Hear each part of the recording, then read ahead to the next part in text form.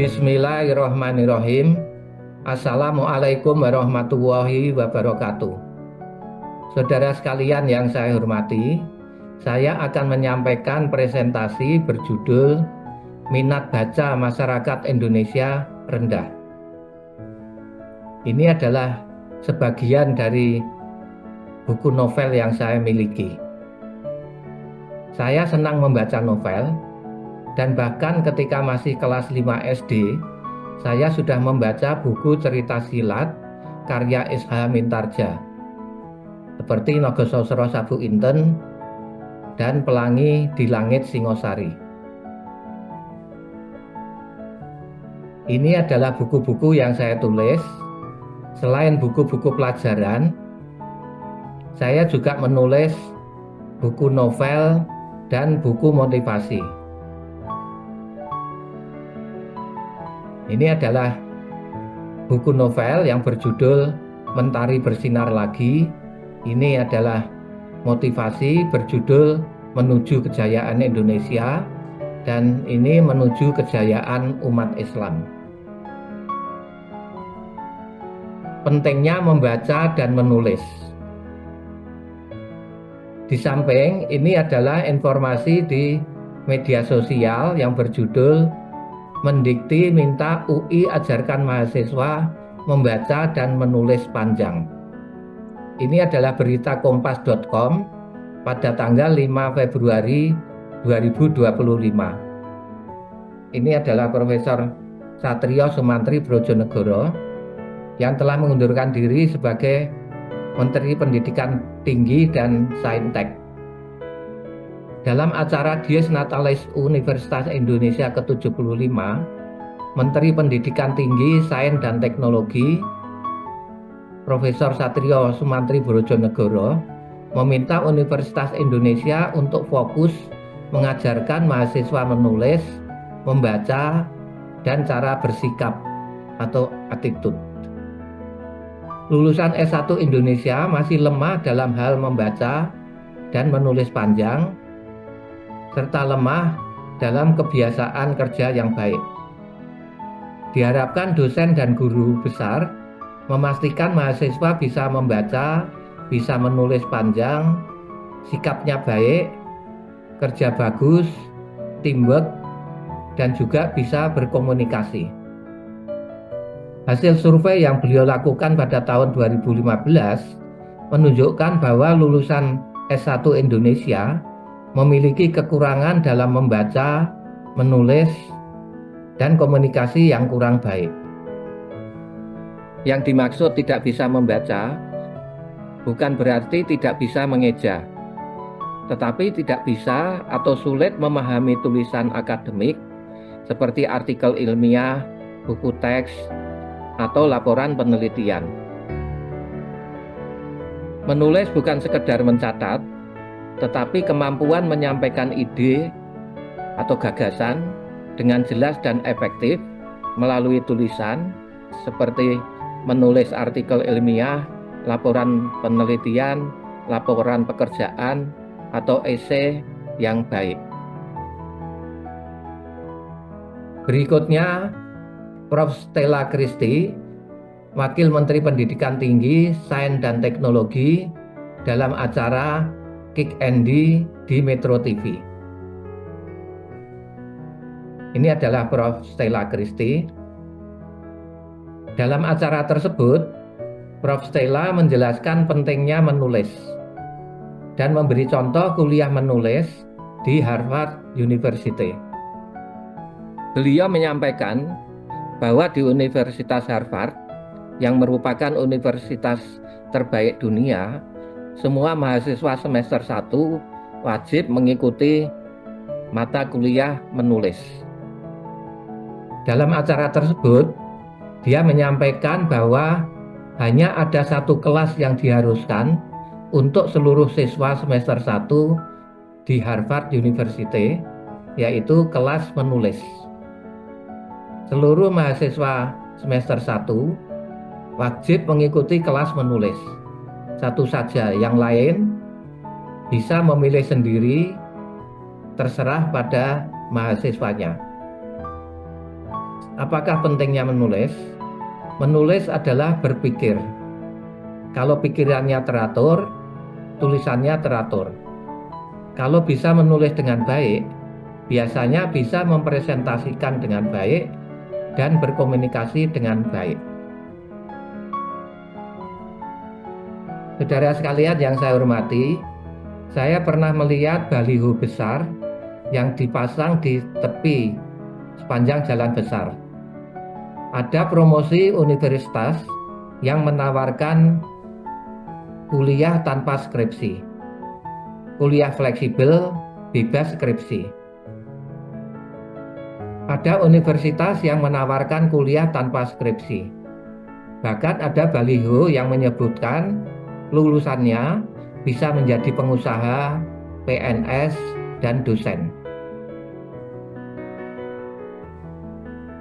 Skripsi mempunyai manfaat, yaitu melatih mahasiswa melakukan penelitian atau desain suatu infrastruktur.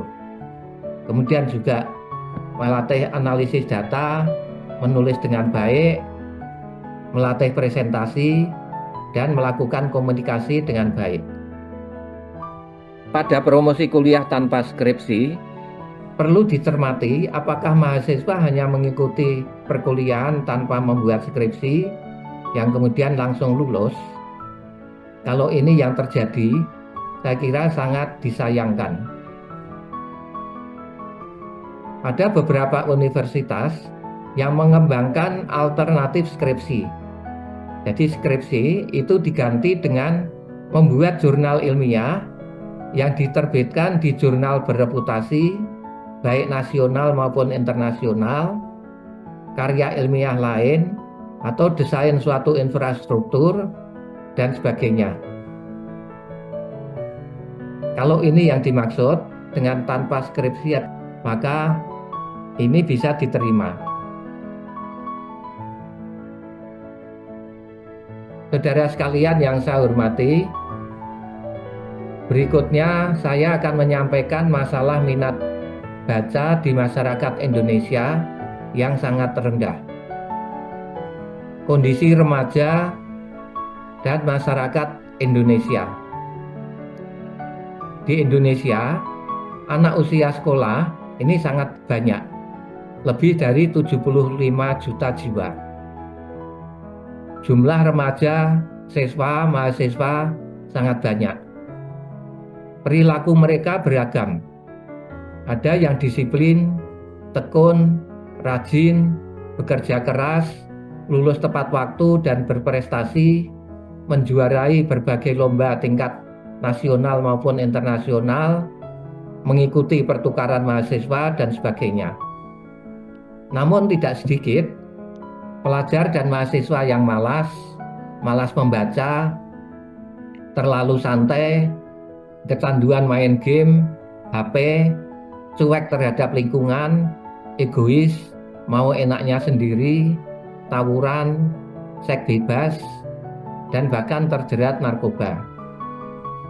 Kami akan menyoroti tentang minat baca remaja dan masyarakat di Indonesia. Minat baca masyarakat sangat rendah. Minat baca masyarakat Indonesia sangat memprihatinkan.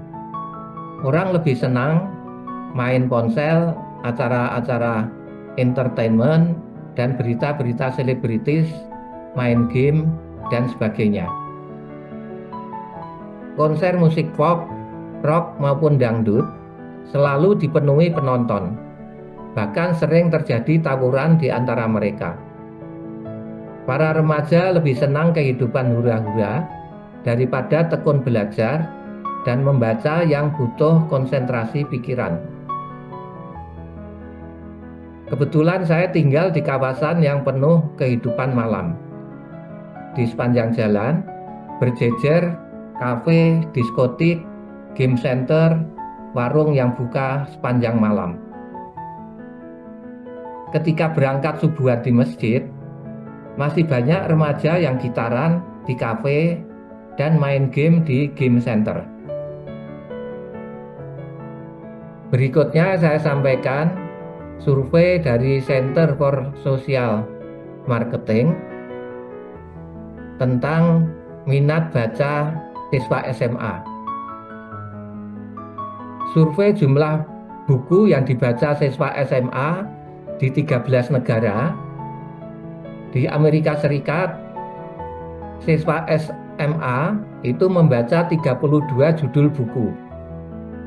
Belanda 30 buku, Prancis 30 buku, Jepang 22 buku, Swiss 15 buku, Kanada 13 buku, Rusia 12 buku, Brunei 7 buku, Singapura 6 buku, Thailand 5 buku, dan Indonesia 0 buku.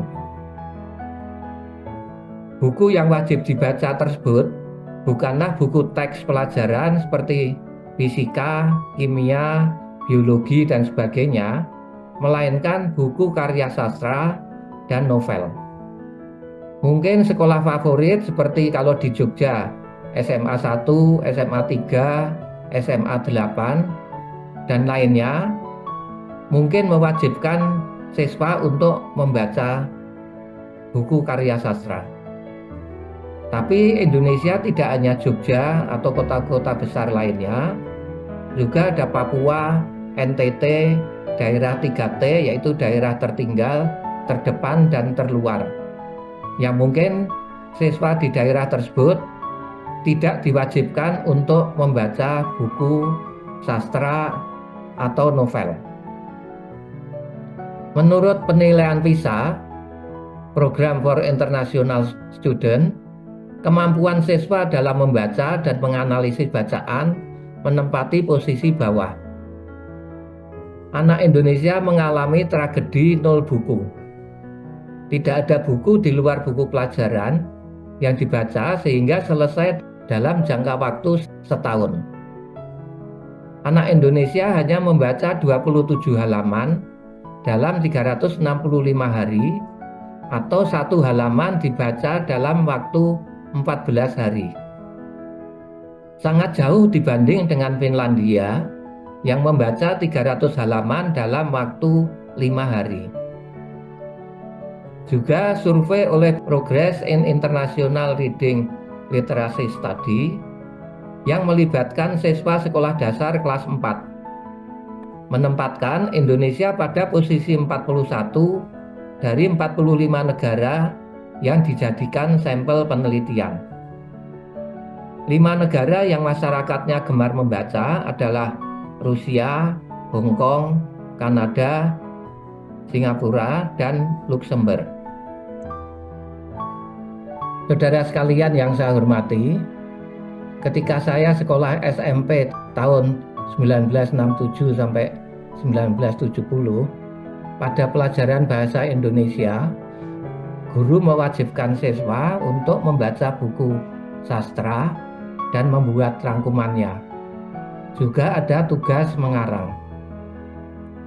Buku-buku sastra seperti Salah Asuhan, Siti Nurbaya, Sengsara Membawa Nikmat, Di Bawah Lindungan Ka'bah, Dari Ave Maria ke Jalan Lain ke Roma, Layar Terkembang, Anak Perawan di Sarang Penyamun, Suropati, dan sebagainya menjadi buku wajib untuk dibaca. Buku-buku tersebut tersedia di perpustakaan sekolah yang bisa dipinjam dan dibawa pulang untuk dibaca. Namun ketika SMA tahun 1970 sampai 1973, tidak ada lagi kewajiban membaca buku sastra. Mungkin sudah ada perubahan kurikulum yang tidak mewajibkannya. Pelajaran bahasa Indonesia lebih banyak mempelajari tata bahasa. Ketika ulangan atau ujian dan juga ujian masuk ke perguruan tinggi, soalnya berupa teks bacaan, kemudian diberi pertanyaan dengan jawaban pilihan butir A, B, C, D, dan E. Juga ada soal memilih kalimat yang benar dari 5 pilihan A, B, C, D, dan E yang sangat mirip. Pelajaran bahasa Indonesia seperti itu tidak melatih siswa untuk bisa menulis. Siswa tidak diajarkan untuk menulis dengan baik. Sejak kelas 5 SD, saya senang membaca buku cerita silat karya S.H. Mintarjo. Buku Nogososro Sabuk Inten terdiri dari 29 jilid, Pelangi di Langit Singosari 50 jilid, dan untuk Pelangi di Langit Singosari ini masih berlanjut dengan 3 episode berikutnya. Kemudian buku Api di Bukit Menoreh ini sampai 396 jilid. Bunga di Atas Batu Karang 29 jilid adalah buku-buku karya S.H. Mintarjo yang pernah saya baca. Buku-buku tersebut saya pinjam dari tetangga yang setiap awal bulan itu membelinya. 1 jilid setebal 80 halaman, habis dibaca langsung selesai. Menurut saya, S.H. Mintarja adalah penulis yang paling produktif di Indonesia dan bahkan mungkin di dunia. Setiap hari, beliau menulis lebih dari 1 judul cerita yang dimuat di surat kabar dengan menggunakan mesin ketik manual. Buku Api di Bukit Menoreh sampai 396 jilid belum tamat karena penulisnya meninggal dunia di usia 66 tahun. Saudara sekalian yang saya hormati, siswa dan mahasiswa sekarang sangat sedikit yang gemar membaca novel. Saya pernah menegur mahasiswa yang sedang menunggu menghadap dosen sambil membaca komik Doraemon. Apa yang didapat dengan membaca komik cerita anak-anak lagi? Yang diperoleh hanya hiburan tanpa nilai tambah. Kalau tidak mau membaca, bagaimana bisa menulis dengan baik? Saya sering memeriksa tugas akhir atau skripsi, tesis, dan disertasi mahasiswa S1, S2, S3. Dan juga beberapa kali mereview laporan penelitian dari beberapa institusi.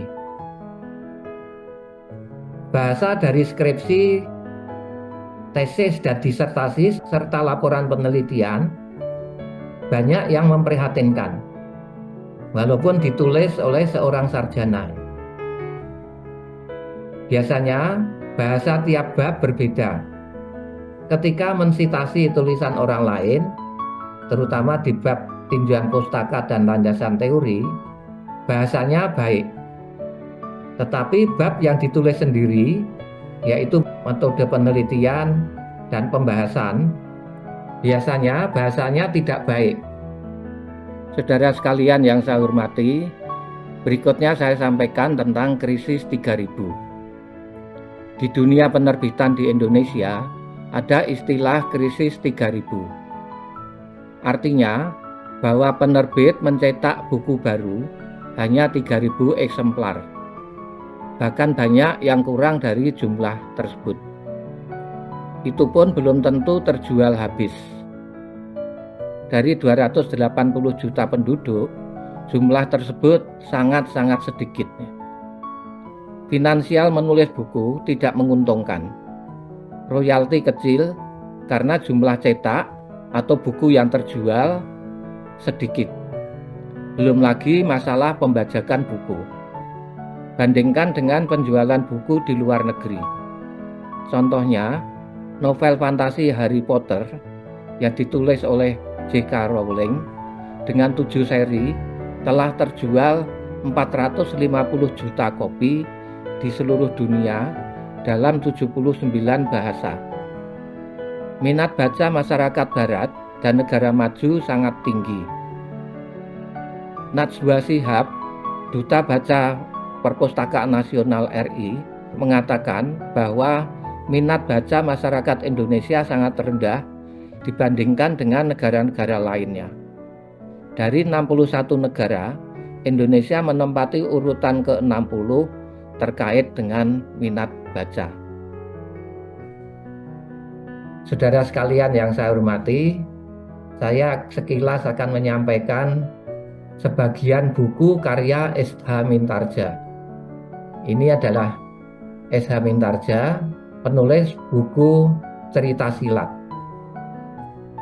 Ini adalah sebagian dari buku-buku karya S.H. Mintardja.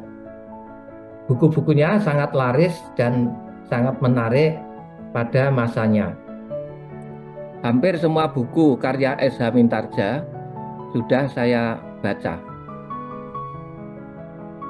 Berikutnya kesimpulan dan saran. Minat baca masyarakat Indonesia sangat memprihatinkan. Mereka lebih senang main ponsel, acara-acara entertainment dan berita-berita selebritis, main game dan sebagainya. Kemampuan siswa dalam membaca dan menganalisis bacaan menempati posisi bawah. Survei jumlah buku yang dibaca siswa SMA di 13 negara, siswa Indonesia hanya membaca 0 buku. Siswa Amerika Serikat membaca 32 judul buku, Belanda 30, dan Jepang 22 judul buku. Siswa Indonesia mengalami tragedi 0 buku. Tidak ada buku di luar buku pelajaran yang dibaca hingga selesai dalam jangka waktu setahun. Siswa hanya membaca 27 halaman dalam 365 hari atau 1 halaman dibaca dalam waktu 14 hari. Bandingkan dengan siswa Finlandia yang membaca 300 halaman dalam 5 hari. Sebagai saran, dalam pelajaran bahasa Indonesia perlu diberikan tugas kepada siswa untuk membaca buku-buku karya sastra dan kemudian merangkumnya dan mempresentasikannya kepada siswa lainnya.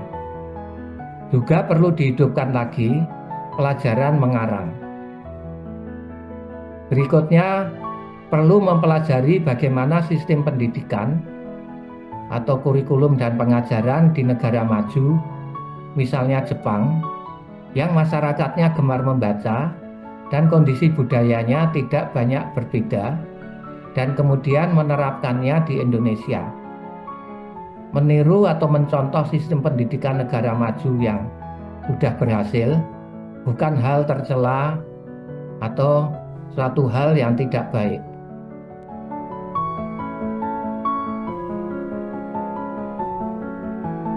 Saudara sekalian yang saya hormati, saya kira ini yang bisa kami sampaikan.